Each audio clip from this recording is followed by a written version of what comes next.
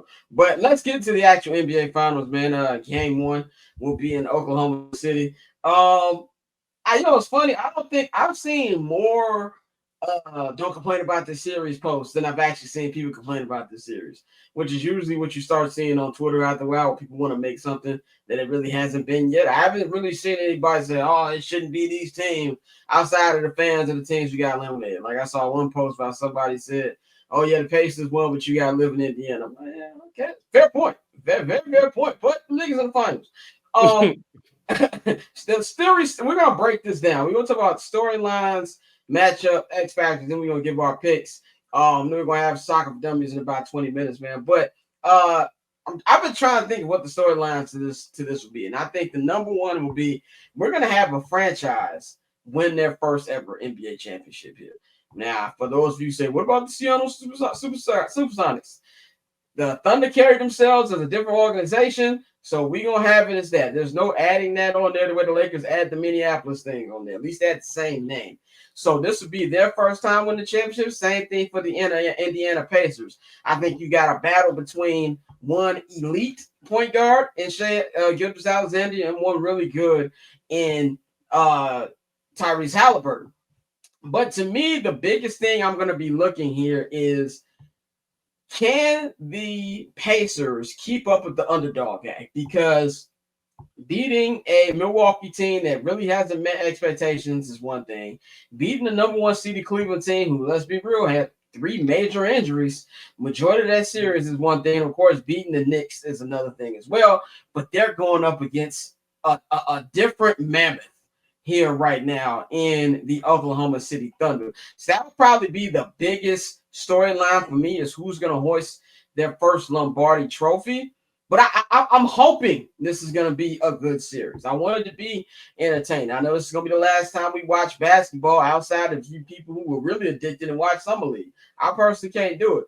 So this will be the last time we watch basketball until October. And as much shit as I give the NBA, and I believe rightfully so, I've been immensely entertained these last 2 months watching the playoffs. So I'm not really ready for it to be over. So I'm hoping this series can go long, even though I do not think it will be. Pav, I want to start with you. What are some of the key matchups that you're going to be looking for here in these finals? Nembhard got to play better than what he played against the Knicks. Nembhard had me watching the game like, yo, if there's any place where the Pacers could use an upgrade, it's his ass. So Nembhard got to play better and at least bring the backcourt up to, because like in theory I know what Tyrese gonna do, because I actually don't know what Tyrese gonna do. Tyrese might go out and give me 10 points one time, but in theory I know what Tyrese gonna do. But in order to match the backcourt play of what the Thunder is gonna give me, Nembhard is gonna have to step up. Also, I think the matchup in the paint, as far as like, with Miles Turner versus Hartenstein and versus Chet, I think the matchup in the paint will be really interesting. So I'm looking at that as well. And then again, I'm looking at the bench minutes. Whose bench is gonna win out? I think it'll be the Thunder. I'm assuming that it will be the Thunder, but that's also something I'm looking at as well. So for me, it's Nembhard to even out the backcourt. As far as with Shai versus Tyrese, and Carson versus Nembhard. I need Nembhard to play as best as he can, or at least or give me some games where maybe he gives me like a random 20-point night. We need that. We need the Nembhard that showed up in the playoffs last year against the Knicks, and not the Nembhard that showed up this year. And then I'm also looking at like the big matchup as far as Miles Turner and Thomas Bryant, and I don't know where Tony Bradley came from, but Tony Bradley and those guys versus send that nigga back to where he came I have from. no idea. I didn't even know he was still in the league. But yeah. Those guys versus the Thunder's big. So those are the things that I'll be paying the most paying the most to.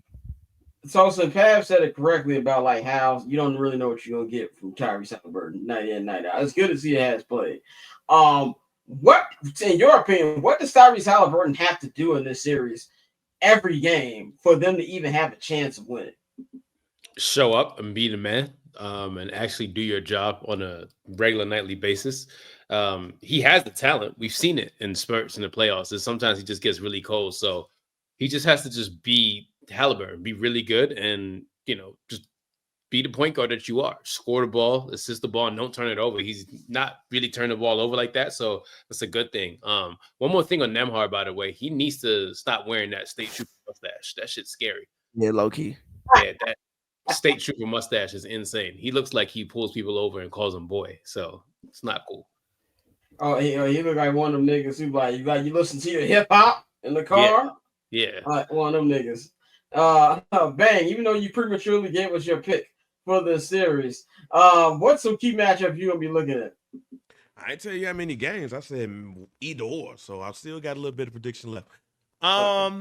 It's the bench. To me, it's the bench. Like y'all kind of know where I'm going. But in order for the Pacers to compete, that bench has to come out and they have to match what OKC is doing.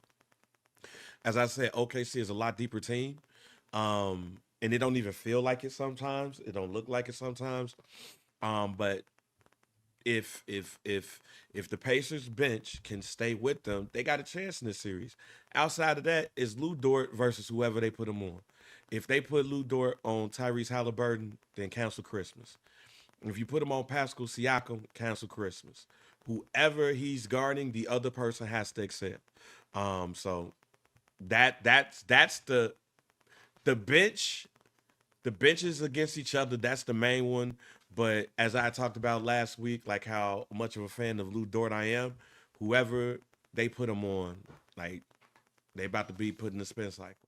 Catch I'm Not Gonna Hold You, hosted by Scott Lewis, every Monday and Friday at 5 p.m. Eastern, 2 p.m. Pacific, only on HNB Media and the Barbershop Network.